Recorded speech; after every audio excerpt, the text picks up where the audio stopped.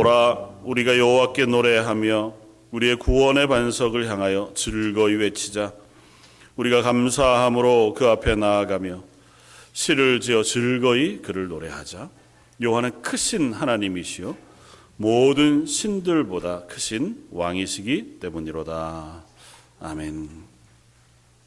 우리의 구주가 되시며 온 세상의 주권자이시자 모든 생명의 주인이신 하나님, 그 하나님이 저희를 예배의 자리에 불러주시고 하나님을 향하여 올려드린 찬양을 흠양하시며 저희가 올려드리는 간절한 기도에 가장 좋은 것으로 응답하신다 말씀해 주시니 감사합니다. 저희의 마음을 합하여 하나님 앞에 섭니다. 하나님 앞에 드리는 예배를 받아주시고 저희의 찬양과 기도를 응답하여 주옵소서. 예배 모든 것에 주인 되어주시는 하나님께 감사하오며 모든 말씀 예수님 이름으로 기도드립니다. 아멘. 전능하사 천지를 만드신 하나님 아버지를 내가 믿사오며 그의 외아들 우리 주 예수 그리스도를 믿사오니 이는 성령으로 잉태하사 동정녀 마리아에게 나시고 본디오 빌라도에게 고난을 받으사 십자가에 못 박혀 죽으시고 장사한 지 사흘 만에 죽은 자 가운데서 다시 살아나시며 하늘에 오르사 전능하신 하나님 우편에 앉아 계시다가 저희로서 산 자와 죽은 자를 심판하러 오시리라. 성령을 믿사오며 거룩한 공회와 성도가 서로 교통하는 것과 죄를 사하여 주시는 것과 몸이 다시 사는 것과 영원히 사는 것을 믿사옵나이다. 아멘. 찬송가 23장을 함께 찬양하시겠습니다.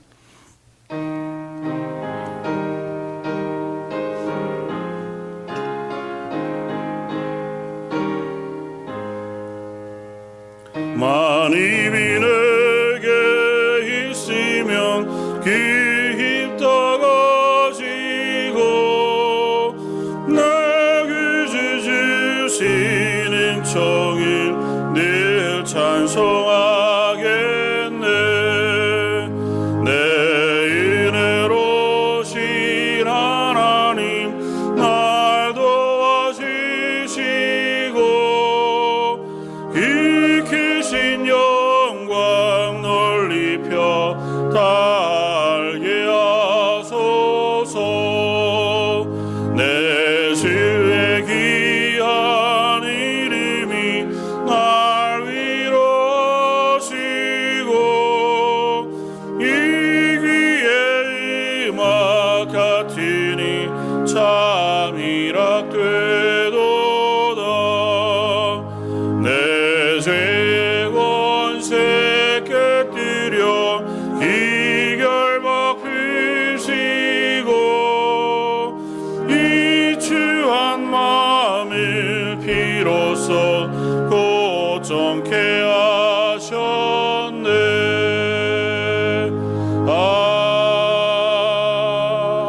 아멘.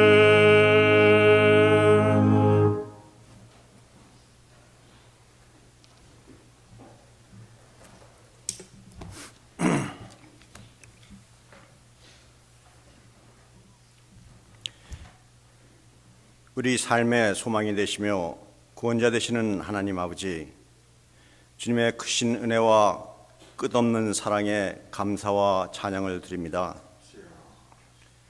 지난 한 주간을 지켜주시고 또 새로운 한 주를 예배로 시작하게 하시니 감사드립니다. 회개하는 심령을 기뻐 받으시는 주님, 이 시간 저희들이 세상 속에서 알게 모르게 지은 죄악들을 회개하오니 용서하여 주시옵소서. 연약한 저희들 이 시간 성령으로 역사하셔서 깨끗하고 흠없는 예배자로 예배 드릴 수 있도록 저희를 새롭게 하여 주시옵소서. 나는 참 포도나무요 너희는 가지다 말씀하시는 주님, 가지가 나무에서 떨어지면 살 수 없음을 잘 알기에 주님께 접붙여진 삶을 살기를 원하고 기도드립니다. 우리의 삶이 하나님을 예배하고 찬양드리며 순간순간의 삶 속에서 주님과 교통을 함으로 모든 일에 주님의 뜻을 찾고 그 말씀을 실천함으로 우리의 생명 되시는 주님과 함께 동행하는 삶을 살기를 기도드립니다. 날마다 기도로 시작하고 감사로 하루를 마칠 수 있는 삶도 하나님께 영광 돌리는 삶이 되게 하여 주시옵소서. 하나님, 주님의 몸된 교회에 속한 부서들과 기관을 기억하여 주옵소서.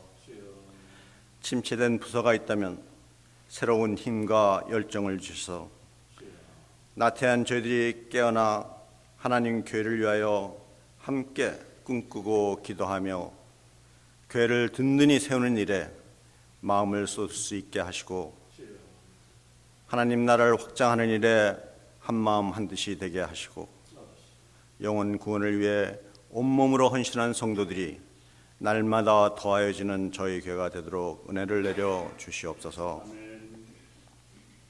하나님, 저희들이 세상에 살아가는 동안에 순간순간의 시간이 하나님의 선물인 것을 깨닫고 소중히 여기며 살게 하여 주시고 주님이 주신 수많은 감사의 제목들에 감사하며 살게 하옵소서. 무엇보다 무엇을 하고 무엇을 하지 말아야 할지 구분할 수 있는 분별력을 주셔서 하나님의 자녀로 부끄러움 없이 삶을 살게 하여 주시옵소서. 하나님, 말할 수 없는 고통으로 신음하고 있는 성들의 마음에 귀를 기울이사 그들을 위로하시고 치유하시고 회복하여 주시옵소서. 방법이 없을 것 같은 문제들로 괴로워하는 성도들에게 강한 믿음을 주시고 길을 보이셔서 형통하는 은혜를 주시옵소서. 말씀을 전하실 목사님 주님 함께 하옵소서. 성령 충만, 은혜 충만, 말씀 충만하게 하옵소서. 선포되는 말씀으로 저의 마음과 삶이 변화되기를 기도드립니다. 주시는 말씀마다 아멘으로 하답하며 주님의 한없는 사랑과 은혜를 깨닫도록 인도하여 주옵소서. 예배를 위해 섬기며 봉사하는 모든 손길들 기억하여 주시고 영육 간의 강건함과 성김 속에서 넘치는 기쁨을 경험하는 시간이 되게 하여 주옵소서. 예수님의 이름으로 감사기도 드렸사옵나이다. 아멘.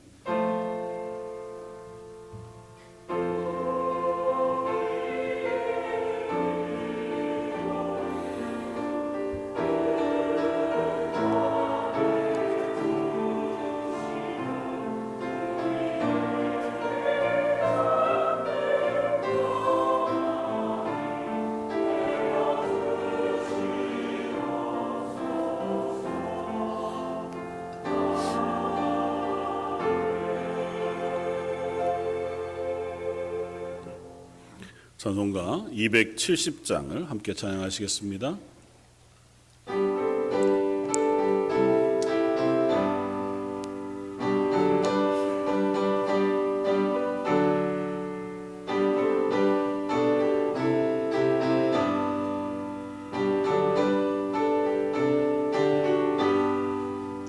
변찬된 주님의 사랑과 거룩한 보혈의 공로리 이리 다 찬양이랍시다. 주님을 만나볼 때까지 예수를 이래 깨끗게 하시린 주시리 기에 피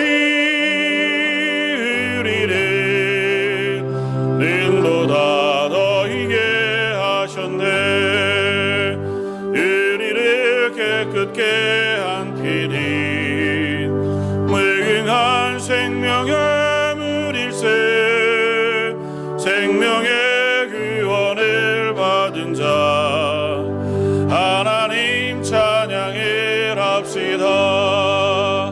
예수를 이래 깨끗게 하시린 주 계시니 귀에 비으리니 능보다 너희게 하셨네.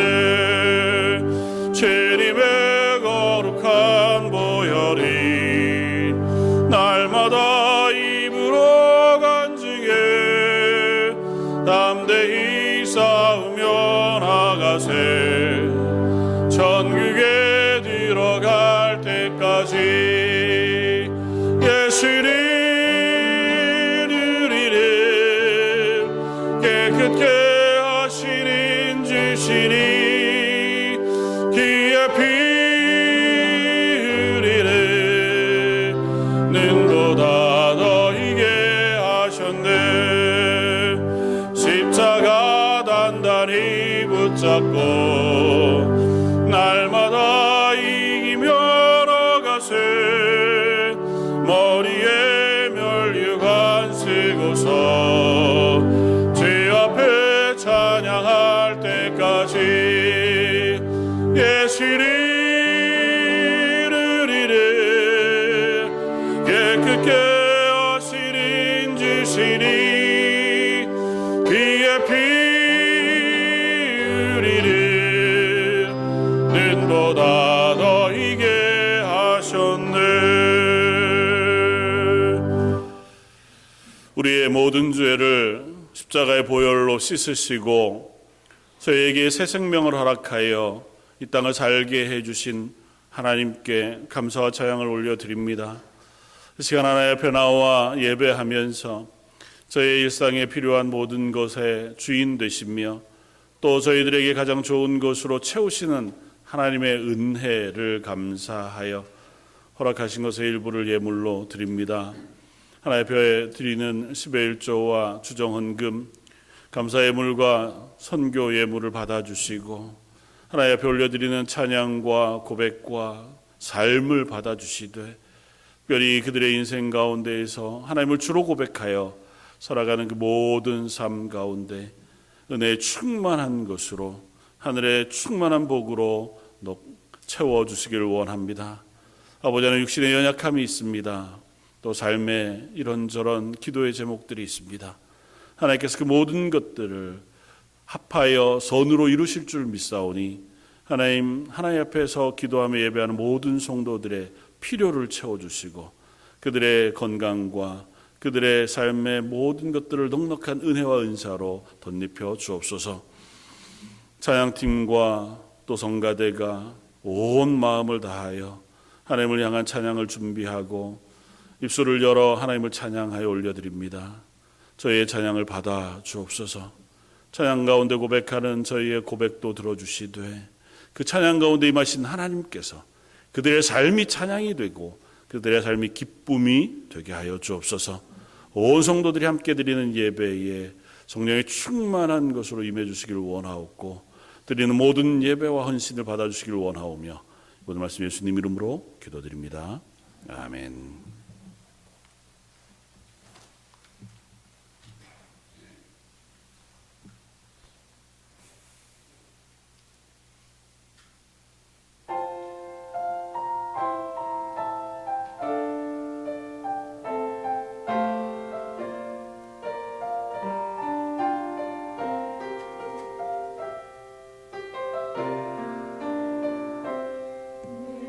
주의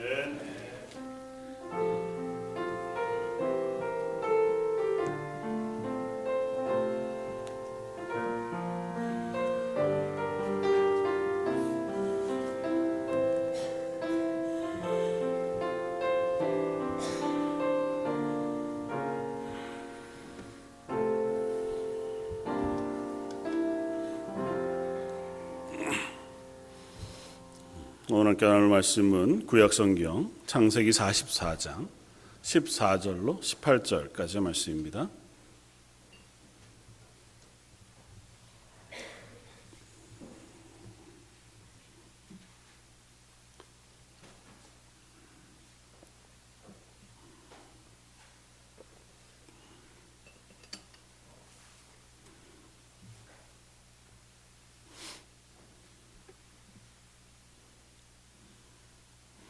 창세기 44장 14절로 18절까지 차였으면 한 목소리 같이 한번 공독하시겠습니다.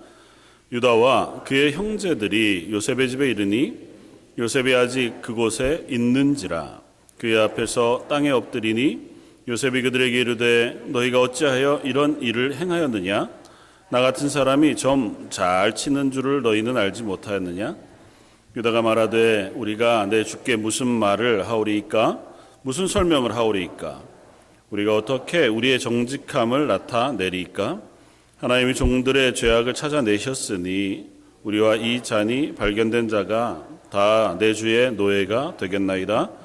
요셉이 이르되 내가 결코 그리하지 아니하리라. 잔이 그 손에서 발견된 자만 내 종이 되고 너희는 평안히 너희 아버지께로 돌아 올라갈 것이니라. 유다가 그에게 가까이 가서 이르되 내 주여 원하건대 당신의 종에게 내 주의 귀에 한 말씀을 아뢰게 하소서. 주의 종에게 노하지 마소서. 주는 바로와 같으심이니이다. 아멘. 오늘 말씀 나누기 전에 서로 한번 또 인사하면 좋겠습니다. 이렇게 손을 잡으시면서 참 아름다우십니다. 이렇게 한번 인사하면 좋겠습니다.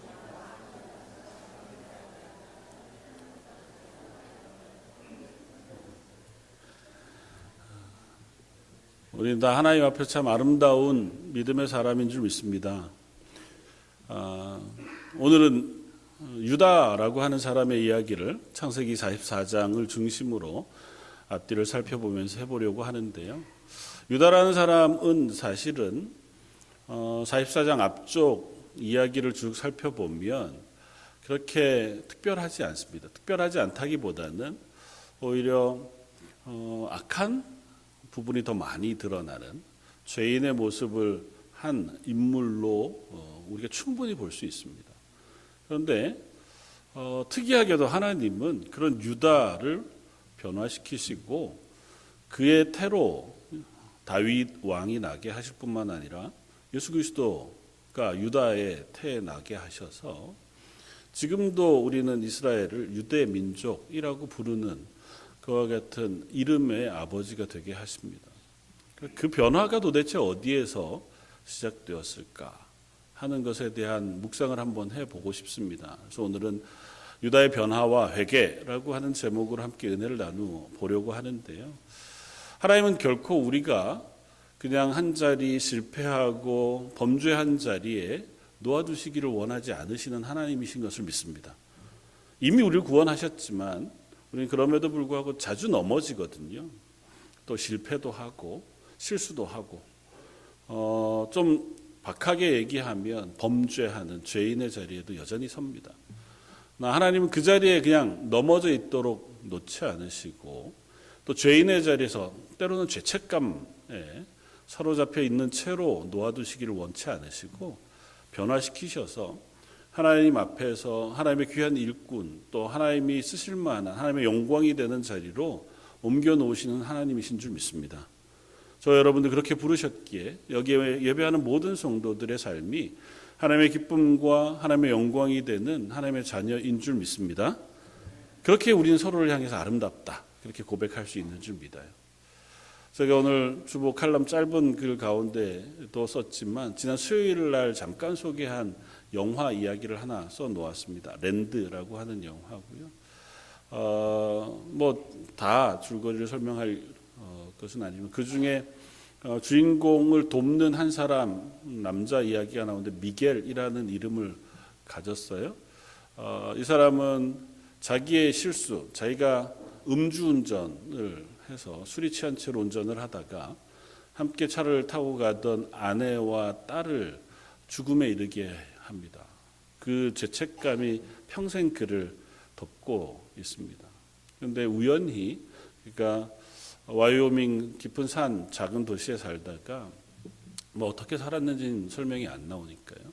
주로 사냥도 자주 하는 와중에 한겨울에 사냥을 이렇게 다니던 중에 깊은 산속에 뚝 떨어진 집에 늘 이렇게 불이 켜져 있는 상태였다가 그날은 불이 없는, 그러니까 굴뚝에 연기가 나지 않는 것을 보고는 좀 의아스럽게 여겨서 그 집에 들어갑니다.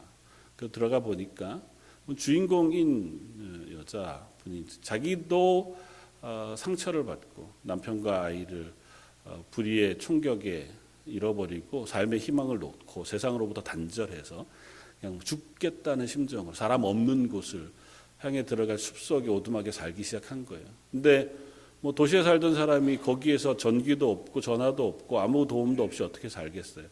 싸운 통조림 먹다가 나무도 못하고 이러다가 결국은 이제 나무가 떨어지니까 한겨울에 불도 피우지 못하고 죽어간 거죠. 마침 미겔이라는 사람이 그 집에 들어가서 보고는 아무 조건 없이 이 사람을 도와줍니다. 근데 도움을 거절해요. 처음에 겨우 목숨을 살려놓으니까 이제 가라는 겁니다. 병원으로 가자고 하니까 난 병원 갈 생각이 없고 사람들을 만날 생각이 없고 도움을 받을 생각이 없다.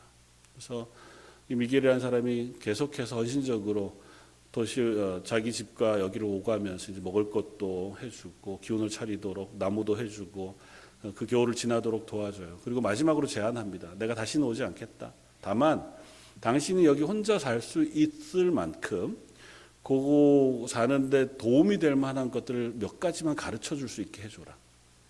그래서 뭐 나무하고 사냥하고 손질하고 뭐 텃밭을 가꾸고 하는 이런 몇 가지 것들을 어쨌든 가르쳐 주고 그것을 떠나게 됩니다. 그러니까 오가는 것을 어느 순간 멈추어요. 근데 보니까 이제 이 미겔이라는 사람도 병에 걸린 거였고 마침 죽을 상황이 되었을 때 두 사람이 만나게 됩니다. 이 미겔이라는 사람이 죽을 상황에 놓였을 때의 주인공 여자에게 그런 고백을 해요. 나도 사실은 이런저런 일 때문에 마음의 죄책감으로 평생을 살아왔다. 그런데 당신을 만나서 당신을 도울 수 있어서 당신의 생명을 내가 관심을 갖고 어쨌든 도울 수 있어서 그것으로 인하여 내가 구원을 받았다. 그렇게 고백해요. 그러니까 그 순간을 통하여 비로소 내 죄도 직면하지만 그것을 통해서 내가 삶의 또 다른 챕터로 넘어갈 수 있는 기회가 되었다. 그래서 감사하다. 그런 고백을 하고 주인공 여자도 그것을 통해서 다시 삶의 자리를 바꾸는 그런 이야기를 우리에게 들려줍니다. 뭐 그 안에 하나님에 대한 믿음의 고백은 없지만 그런 생각이 들었습니다. 우리는 삶의 여러 정황 속에서 때로는 어떤 변화의 자리를 만나게 됩니다. 그것이 여러 모양을 하고 있지만 우리가 죄인이기에 내가 죄인인 것을 명확하게 인식하는 순간 우리는 또 다른 삶의 변화의 자리에 서게 되기도 하겠다고 하는 사실을 우리가 깨닫습니다. 오늘 우리가 함께 살펴보려고 하는 유다라고 하는 사람이 그렇습니다. 유다라고 하는 인물은 야곱의 12아들들 중에 한 명이었고 유다는 특출나게 어떤 것으로 기록되어져 있지 않습니다. 앞서 오늘 본문 앞에 나오는 유다의 기록은 아주 대표적으로 두 가지 사건을 우리가 볼 수 있는데요. 하나는 이 요셉이라고 하는 막내 동생을 팔 때의 모습입니다. 37장부터 나오는데요. 이 37장부터는 사실은 창세기를 나누는 전체 이야기의 마지막 단락에 해당합니다. 그래서 37장을 시작하면서 이것은 야곱의 족보다라고 하는 언급으로 새로운 챕터가 시작되는 것을 선언해줘요. 근데 문제는 그 이야기 내도록 주인공은 누구였냐 하면 요셉이라는 인물이었습니다.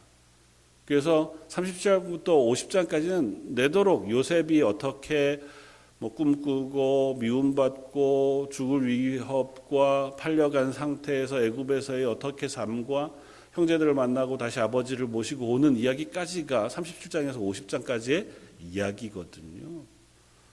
그런데 그 이야기 가운데 오늘 44장에 특이한 이야기가 하나 나옵니다. 이건 요셉의 이야기가 아니라 유다와 그의 형제들의 이야기라고 하는 고백을 들려줘요. 그게 저희가 읽었던 14절 말씀입니다. 14절은 이렇게 했습니다. 유다와 그의 형제들이 요셉의 집에 이르니. 12형제들을 기록할 때에 유다와 그의 형제들이라고 표현하는 표현은 여기가 처음 나와요. 그리고 이후로부터는 이 12형제들에 대한 언급 중에 유다가 대표가 되어서 계속해서 등장합니다.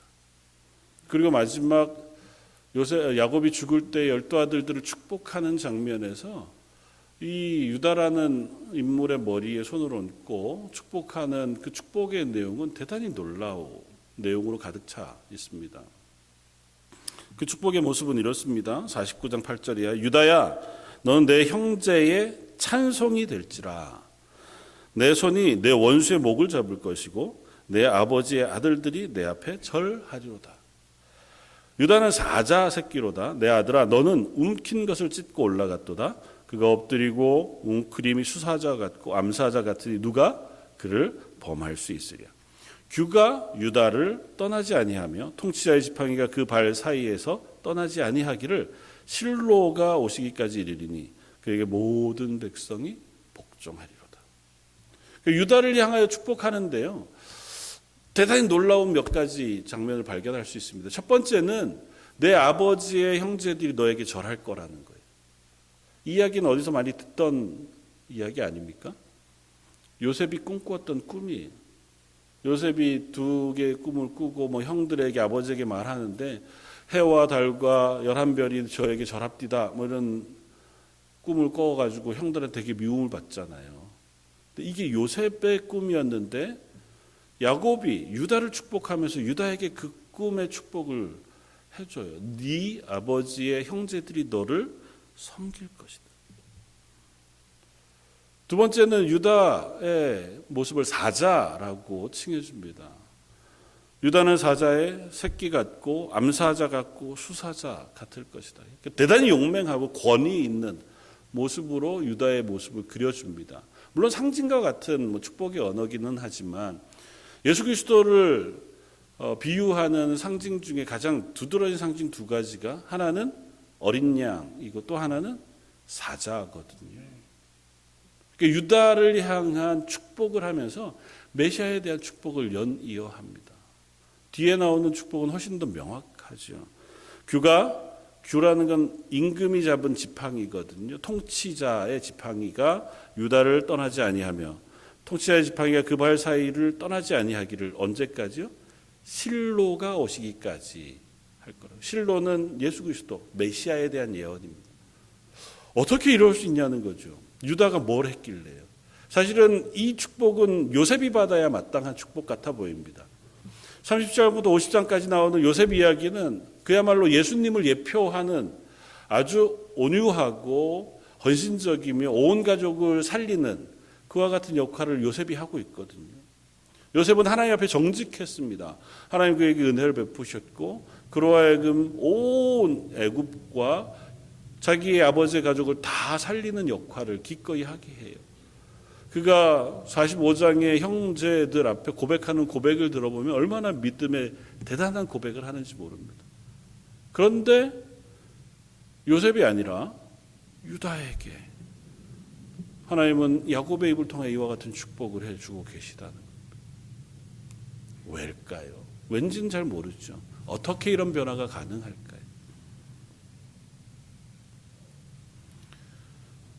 먼저는 유다의 연약함을 살펴보기를 원합니다. 유다는 연약한 사람이었습니다. 유다는 연약이라는 표현으로 좀 부족할 만큼 악한 사람이었습니다. 요셉을 파는 37장에 유다의 이름이 두드러지게 등장합니다. 요셉을 미워하던 10형제, 형들 중에 한 사람이 유다였고 요셉을 얼마나 미워했냐면 죽이고 싶어 했습니다. 양치기 하는 형들을 향하여 요셉이 올 때에 저 멀리서 요셉이 오는 것을 보고 형들이 의논합니다. 야, 쟤를 죽여야겠다. 그리고 작정을 합니다. 다행히 루벤이라고 하는 맏형이 그래도 죽이기는 좀 그래서 마른 우물 깊은데 그냥 던져놓으면 죽을 거야. 그렇게 형제들을 설득합니다. 던져놓으면 나중에 자기가 몰래 동생을 데리고 이제 아버지께로 가겠다라는 마음을 르우벤이 먹어요. 구덩이에 던져놨는데 조금 있다가 그 길을 지나는 노예 장수들이 지나갑니다. 그 사람은 애굽을 향해 가는 무역하는 사람들이었고 유다가 그 사람들을 보자 형제들에게 제안합니다. 야, 쟤를 팔아서 노예로 보내는 게 더 낫겠다. 우리한테 이득도 좀 떨어지긴 할 테고 또 우리 손으로 죽이지 않으니 죄책감도 더 덜 할 테고. 유다의 제안으로 요셉을 노예로 팝니다. 그것을 주도했던 인물이 유다예요. 그리고 나서 아버지에게 와서 이 사건에 대해 이야기한 사람도 유다입니다. 유다는 이 일이 주동이 돼서 그 동생의 옷을 벗겨서 찢습니다. 그리고 양피를 묻혀요. 그리고 아버지에게 가지고 와서 아버지에게 보라고 드립니다. 그러면서 이렇게 얘기해요. 30장 32절에 그 채색 옷을 보내어 그 아비에게 가져다가 이르기를 우리가 이것을 얻었으니 아버지의 아들의 옷인가 아닌가 보십시오. 별말 아니지만 대단히 객관적입니다. 이 요셉을 형제라고 칭하지 않아요. 내 동생이라고 부르지 않습니다. 아버지의 아들. 그리고 와보니 이 동생 옷 같은데 동물에게 죽임을 당했는지 저희가 옷밖에 못 찾았습니다. 이렇게 얘기하지 않아요. 아버지가 한번 보십시오. 이게 동생 옷인지 아니 아버지의 아들의 옷인지 아닌지 그냥 한번 봐보시면 좋겠습니다. 남의 일 이야기하듯 합니다. 그러니까 죄책감이 전혀 없어요. 동생을 팔았음에도 동생을 버렸음에도 전혀 죄책감이 없는 사람이 유다였습니다. 그리고 38장에 유다 이야기 한 번 더 대단히 크게 등장합니다.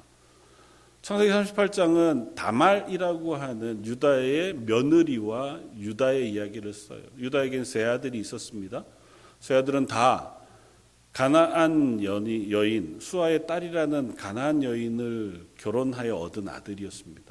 이미 가나안 여인과 결혼한 것 자체가 하나님 금하신 거였어요. 그런데 유다는 별 개의치 않습니다. 가나안 여인과 결혼했고 아들들을 낳습니다. 그리고 역시 가나안 여인을 며느리로 얻어줘요. 제일 큰 아들인 엘에게 가나안 여인 다말을 며느리로 얻어줍니다. 그런데 엘이 자식이 없이 죽습니다. 그러니까 그때 당시의 전통을 따라서 둘째 아들 오난에게 이 다말을 보냅니다. 그래서 그 안에서 자식이 나면 그 자식이 이제 엘의 자식이 되는 거예요. 그렇게 보냈는데 오난은 난 그런 거 하기 싫어. 내가 뭐하러 힘써서 형의 자식을 낳아준단 말이냐. 그래서 그 거절하고 그 일로 인하여 하나님께서 오난을 치세요. 그래서 오난이 죽습니다. 그러니까 유다 입장에는 이 다말이 못마땅한 거예요. 자기 아들 둘이 이 사람 때문에 죽었다 이렇게 이제 스스로 생각한 거죠. 그래서 너 니네 집에 가 있어. 옛날 막장 드라마에 등장하는 얘기 같잖아요. 너 집에 가 있으면 셋째 아들 셀라가 잘 크면 그때 다시 너를 불러올게. 이제 이러고 보냈습니다. 소식이 없었어요. 그러니까 이 다말이 아무것도 할 수 없는 상황이 된 거예요. 이미 결혼은 했죠. 2명의 남편을 얻었었는데 이미 2명의 남편이 죽었죠. 집에 돌아온들 뭘 어떻게 하겠어요. 기다리다 안 돼서 몰래 변장을 하고 축제 기간에 그 시아버지에게 접근합니다. 시아버지는 마침 그때 아내를 잃었고 그 슬픔을 해결하는데 이상한 방법으로 해결해요. 축제 자리에 가서 몸 파는 여자를 만나서 그 몸 파는 여자와 동침하는 걸로 자기의 슬픔을 위로받습니다. 마침 동침하고 그 여인이 다말이었습니다. 돈을 주지 못해서 증표를 하나 주고 나중에 내가 돈 주마 이렇게 하고 떠났어요. 근데 여인은 못 찾았고 소문을 들어보니 자기의 며느리인 다말이 임신을 했다는 거예요. 이런 말도 안 되는 일이. 그래서 사람들을 시켜서 다말을 데려다가 화형시켜라. 불태워 죽여라. 음란한 여자라는 거. 자기의 아들들과 결혼했는데 아들들은 이미 죽었어. 근데 어떻게 며느리가 임신을 했단 말이냐. 데려다가 우리 가문을 더럽혔으니 불태워 죽여라. 이렇게까지 명령했습니다. 그러니까 다말이 그 사람들 앞에 좋다, 다 좋은데 이 아이의 아버지가 누군지는 밝히고 싶으니 그 증표로 받은 것을 가서 우리 시아버지 유다에게 좀 보여주시오. 누구 거예요? 유다 거예요. 그러자 유다가 거기 앞에 대답합니다. 38장 26절에 유다가 그것을 알아보고 가로되 그는 나보다 옳도다. 내가 그를 내 아들 셀라에게 주지 아니하였음이라 하고 다시는 그를 가까이 하지 아니하였다고 성경 씁니다. 이게 유다 이야기의 끝이에요. 그리고는 유다 이야기가 나타나지 않습니다. 유다 이야기는 등장하지 않아요. 그리고 오늘 본문 바로 앞부터 유다 이야기가 다시 등장합니다. 유다는 변했습니다. 어떻게 변했냐 하면 가족의 위협 앞에 자기가 책임자가 되어 책임을 가진 사람의 모습으로 등장합니다. 집이 가뭄이 너무 깊어지니까 다 굶어 죽게 생겼어요. 소식을 들어보니 애굽의 총리가 곡식을 많이 모아놨다는 거예요. 거기 가서 좀 사오면 되겠다. 돈은 있으니 자식들을 보냅니다. 온 아들들이 가서 자기 동생인 줄 모르고 요셉에게 곡식을 사가지고 와요. 요셉의 입장에는 형들을 알아보고 났으니 무슨 마음인지는 기록하고 있지 않지만 아마 옛 상처들이 올라왔을 테고 괴롭히려고 괴롭힌 건지는 모르지만 무슨 계획이 있었는지 모르지만 형들을 괴롭힙니다. 뭐 되게 심한 건 아니지만 감옥에 가둬뒀다가 3일 만에 끄집어내서는 니네가 스파이가 아닌지 알아본다 그러면서 내 아들이 몇 명 있냐 그랬더니 12명 있다는데 왜 10명밖에 안 왔느냐. 그 중에 하나는 집에 있고 하나는 옛날에 죽었습니다. 뭐 이렇게 이야기하니까 너희가 나를 속이는 거다 이러면서 몇몇 가지로 이 형제들과 언쟁하고 괴롭혀요. 그러나 결국 곡식을 주기는 줍니다. 그러면서 그 가운데 트집을 잡아서 시므온이라는 아들을 인질로 잡아요. 시므온을 인질로 잡을 테니 너희는 가서 막내 동생이 있다고 하는 베냐민을 데리고 오면 니네가 스파이가 아니라 진짜 그런 말 한 사람인 줄 내가 믿어줄 테니 가서 베냐민을 데리고 오는 조건으로 시므온을 감옥에 가두어 두기로 합니다. 왔어요. 왔더니 요셉은 곡식은 먹었으니 베냐민 못 보내겠다는 겁니다. 시므온도 잃었고 옛날에 야곱도 잃었는데 베냐민까지 보낼 수는 없다. 뭐 야곱의 마음도 입장은 이해를 할 만하죠. 근데 문제는 곡식이 다 떨어져 가는데도 여전히 기근은 멈추지 않는다는 거죠. 다시 곡식을 사야겠어요. 아들들에게 야 다시 가서 곡식을 사와라. 그러니까 유다가 이야기합니다. 뭐라고 얘기하냐면 우리가 베냐민을 데리고 가지 않고는 곡식을 사올 방법이 없습니다. 이때 유다의 변화된 모습을 우리에게 보여줘요. 유다는 뭐라고 얘기하냐면 아버지께서 베냐민을 얼마나 사랑하는지 압니다.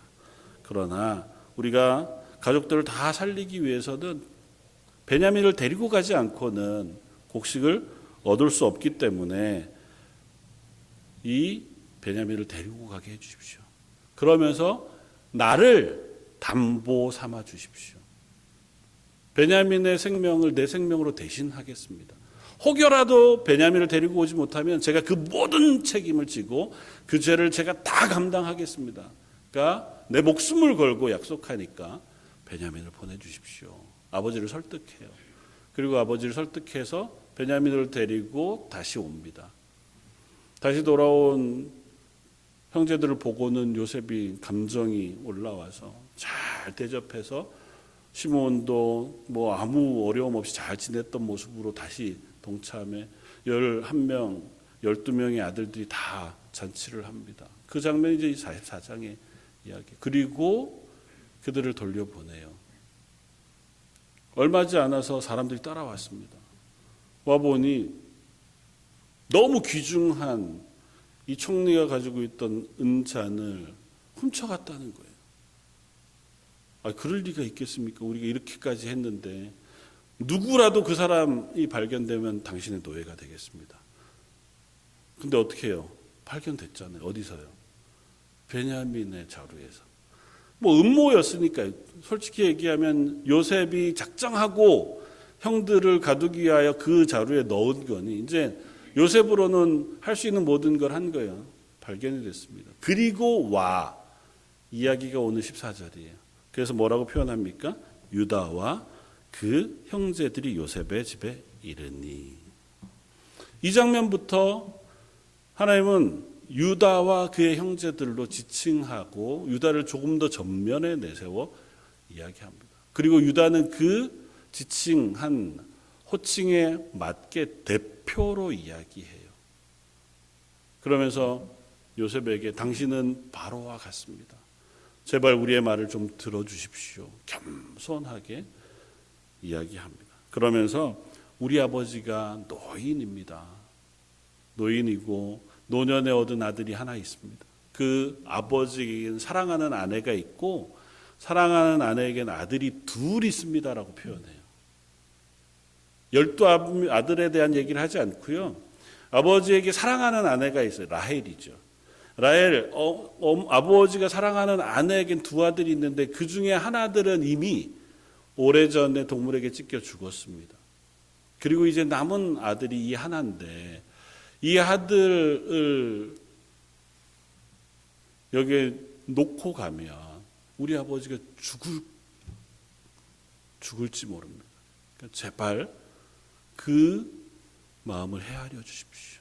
대신에 제가 노예가 되겠습니다. 라고 고백해요. 그러면서 이 고백 가운데 아주 특별한 고백을 합니다. 16절 유다가 말하되 우리가 내주께 무슨 말을 하오리까? 무슨 설명을 하오리까?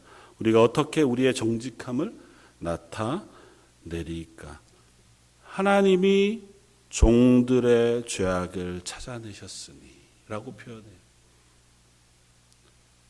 이 잔이 베냐민 안에 베냐민 자루에 들어있었던 것에 대해서 유다는 전혀 다른 얘기를 합니다. 하나님이 우리의 죄를 드러나게 하셨으니 우리가 이곳에서 어떻게 무슨 변명을 하고 어떻게 빠져나갈 방법이 있겠습니까? 이미 앞서 형제들은 이런 어려움을 겪으면서 서로 얘기했거든요. 아, 이건 옛날에 우리가 요셉을 팔아버릴 때 그 애원하는 소리를 우리가 듣지 않고 매몰차게 그를 팔아버렸던 그 대가를 우리가 지금 치르나 보다라고 하는 얘기를 앞서 했었거든요. 유다가 그 마음을 고백하고 있는 겁니다.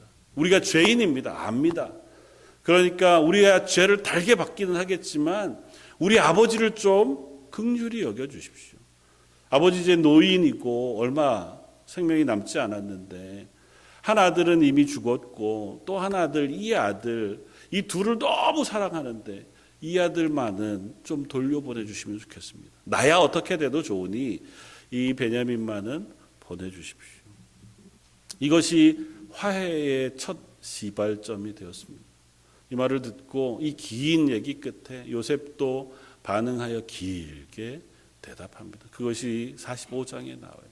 그리고 그 45장의 얘기 가운데 핵심이 될 만한 얘기는 5절 이하에 이렇습니다. 당신들이 나를 이곳에 팔았다고 해서 근심하지 마소서, 한탄하지 마소서.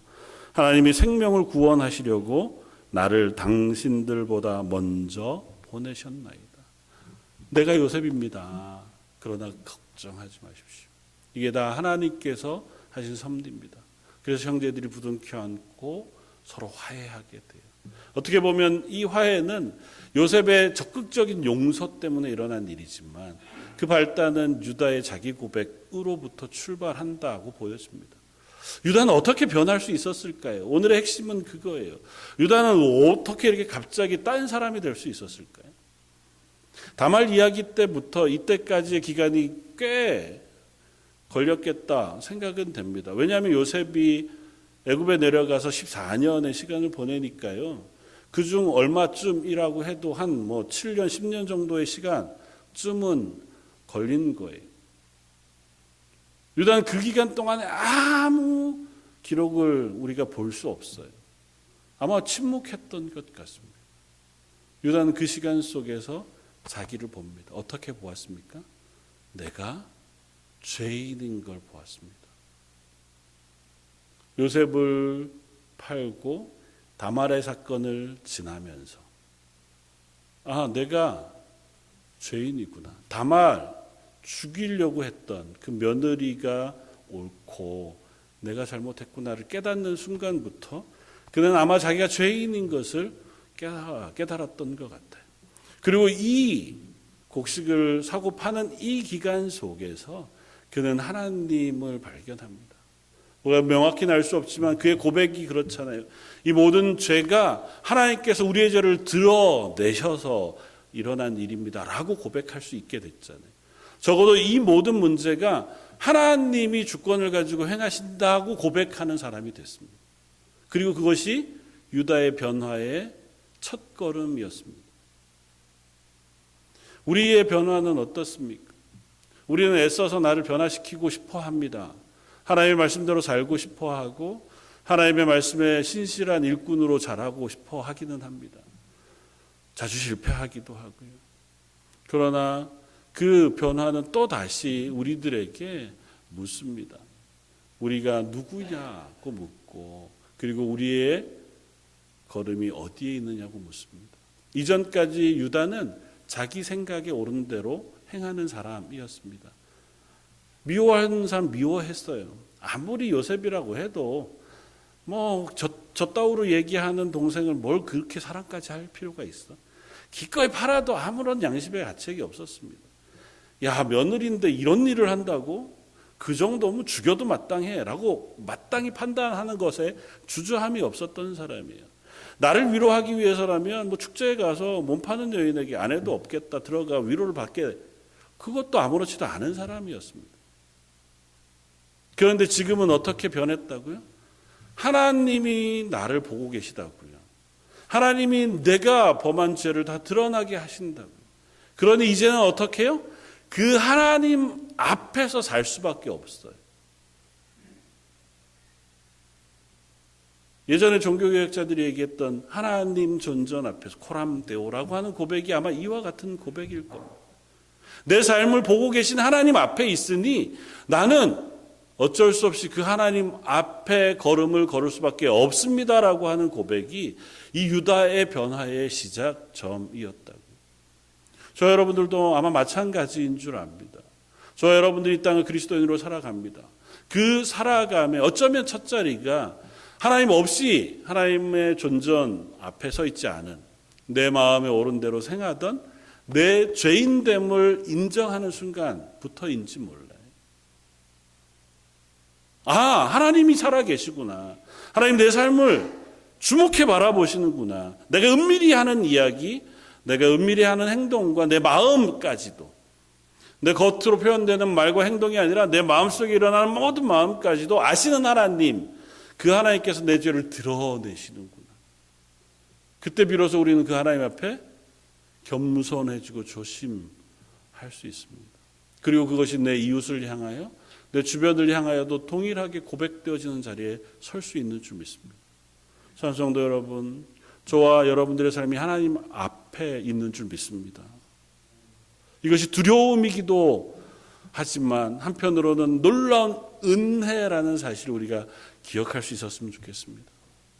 하나님이 나를 지켜보고 계시다니요.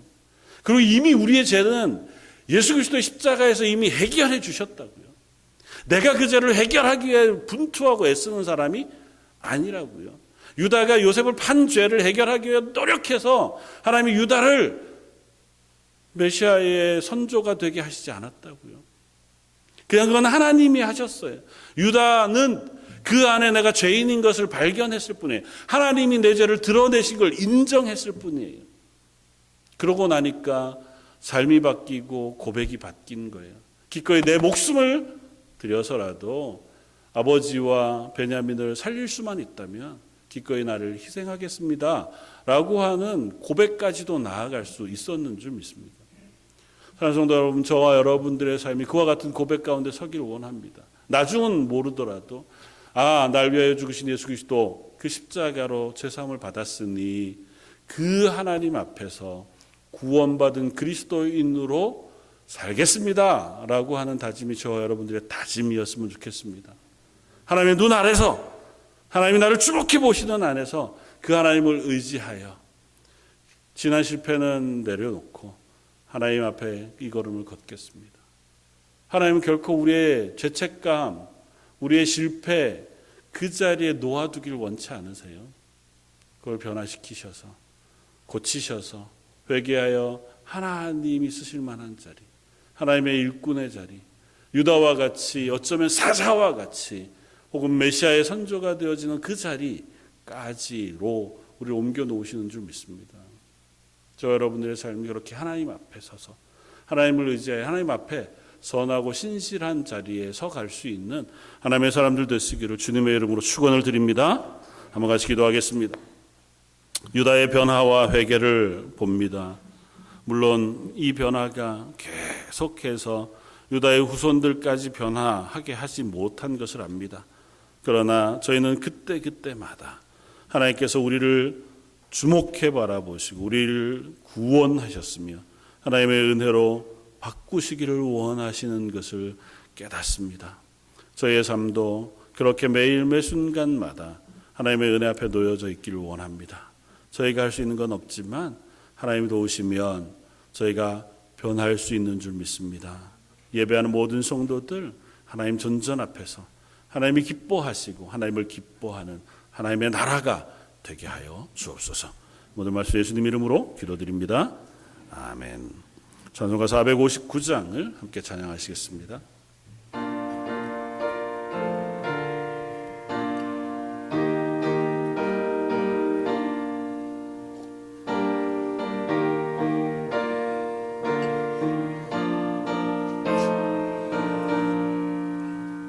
네가 주를 따라 섬기려는가?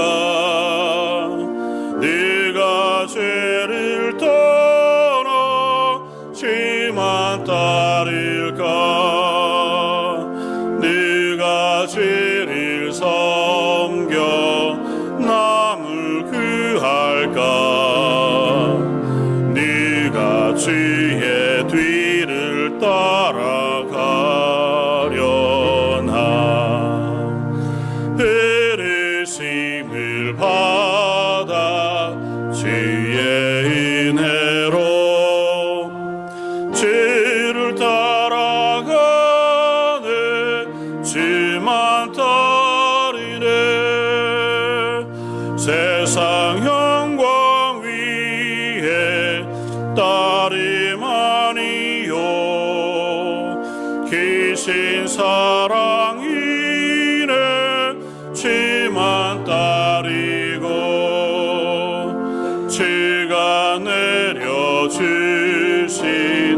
은혜 힘입어 주의 뒤를 따라 힘써 일하네. 부르심을 받아 주의 은혜로 죄를 따라가네. 주만 따르네. 환난 핍박 많고 원시 강하나 주의 용사 더욱 힘이 강하니 네가 능히 이겨 넘어뜨리랴. 변함없는 진리 승리하리라. 기쁜 찬송하며 주의 은혜로 주를 따라가네. 주만 따르네. 아멘. 교회 강구 말씀 주보를 참고해 주시면 좋겠습니다. 오늘은 예배 후에 목장 연합으로 모이는 주일입니다. 목자들이 기억하셔서 오늘 주보에 있는 대로 장소에 함께 목원들 인도하시고 교제해 주시기를 부탁을 드립니다. 지난 목요일하고 이번 주 금요일, 지난 금요일, 토요일하고 3일 동안 교회 조명 공사를 했습니다. 이제 좀 변화되어진 채로 꺼진 조명들 없이 이렇게 예배드릴 수 있게 해서 너무 감사하고 많은 분들이 나와 수고해 주셨습니다. 저는 몸을 쓰는 게 좋았는데요. 아마 일을 하시고 또 교회 오셔서 또 숨기느라고 많이 수고들 하셨을 것 같아요. 그래서 격려해 주시고 또 기도해 주시기를 부탁을 드립니다. 또 기왕 내처한 김에 바닥도 너무 오래됐으니까 바닥도 한번 하면 좋겠다는 얘기들도 하셔서요. 우리 재직들하고 한번 의논하고 당에서 의논해서 그것도 한번 의논해 보도록 하겠습니다. 그래서 계속해서 아마 올해 저희가 건물이 있으니까 이것저것 수리하고 손보아야 할 것들이 있기는 있습니다. 그때마다 관심 가져주시고 기도해 주시고 동참해 주시면 좋을 것 같습니다. 이번 9월 29일 주일은 성가대와 찬양팀 헌신 예배로 드립니다. 성가대와 찬양팀이 함께 의논하셔서 순서를 준비해 주시고 기도하고 또 특송하고 그리고 헌금 기도까지 이렇게 준비해 주시면 좋을 것 같습니다. 헌신 예배는 성산교회 이제 은퇴는 하셨지만 유인호 목사님께서 강서 목사님으로 오시기로 하셨습니다. 그래서 준비해서 예배 드릴 수 있도록 해주시면 좋을 것 같습니다. 그리고 봉사부에서 광고가 있습니다. 오늘 주보에 다음 주에 나가겠지만 10월 1일 화요일에 안디옥 어르신들 나들이를 계획하고 있습니다. 그래서 기억하셔서 10월 1일 화요일에 지금 현재 계획으로는 예전처럼 북쪽 소비 주차장에서 오전 9시